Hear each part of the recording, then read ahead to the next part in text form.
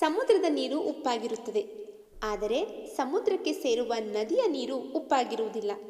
ಇದರ ಹಿಂದೆ ಒಂದು ಕುತೂಹಲಕರ ಸಂಗತಿ ಇದೆ. ಎಲ್ಲರಿಗೂ ನಮಸ್ಕಾರ.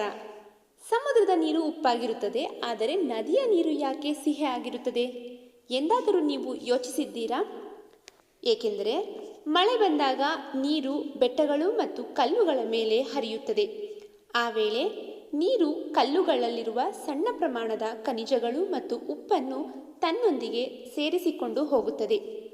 ಈ ನೀರು ನದಿಗಳ ಮೂಲಕ ಸಮುದ್ರವನ್ನು ಸೇರುತ್ತದೆ. ಲಕ್ಷಾಂತರ ವರ್ಷಗಳಿಂದ ಈ ಪ್ರಕ್ರಿಯೆ ನಡೆಯುತ್ತಿರುವುದರಿಂದ ಸಮುದ್ರದಲ್ಲಿ ಉಪ್ಪಿನ ಪ್ರಮಾಣ ಹೆಚ್ಚಾಗಿದೆ. ಸೂರ್ಯನ ಬಿಸಿಯಿಂದ ನೀರು ಮಾತ್ರ ಆವಿಯಾಗುತ್ತದೆ.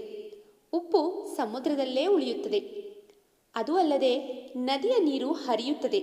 ಸಮುದ್ರದ ನೀರು ಶೇಖರಣೆಗೊಂಡು ನಿಂತಲ್ಲಿಯೇ ನಿಂತಿರುತ್ತದೆ. ಹೀಗಾಗಿ ಸಮುದ್ರದ ನೀರು ಉಪ್ಪಾಗಿರುತ್ತದೆ. ಪ್ರಕೃತಿಯ ಪ್ರತಿಯೊಂದು ವಿಷಯದ ಹಿಂದೆ ಒಂದು ಅದ್ಭುತ ವಿಜ್ಞಾನ ಅಡಗಿದೆ.